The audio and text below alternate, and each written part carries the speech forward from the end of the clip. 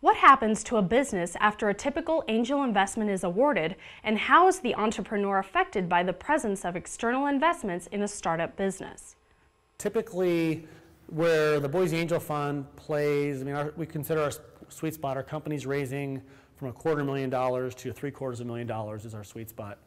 And if we're looking at a company and we're going to make that, $200,000 or more investment, what we're going to look at is some proof of revenue traction. And again, that's the discussion that we just had, is we want market validation that people are willing to spend money to buy the product. And the problem that the entrepreneur is now solving is, how do I scale that operation? How do I sell to more people in more regions or potentially in different channels?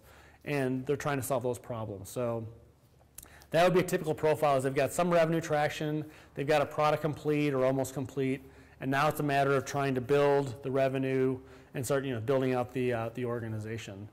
The way when angels invest, one of the benefits to a company is angels are not as involved in the day-to-day operations as necessarily as a venture capitalist is.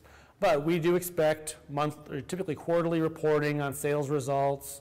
Typically for a bigger investment, if we're the lead investor, will often require a board seat, so they're going to have ongoing influence on the business and ability to veto certain kinds of activities. So there is going to be some more restrictions on your business to be able to do exactly what you want to do. But at the end of the day, the investors' interests are aligned with the success of the business. So the representation in your business is, if you're doing, things are going great, there'll be less changes to how you're doing business. But if things are going poorly, that's when their role becomes important, helping for the business to assess what are the right changes to make to get us back on track.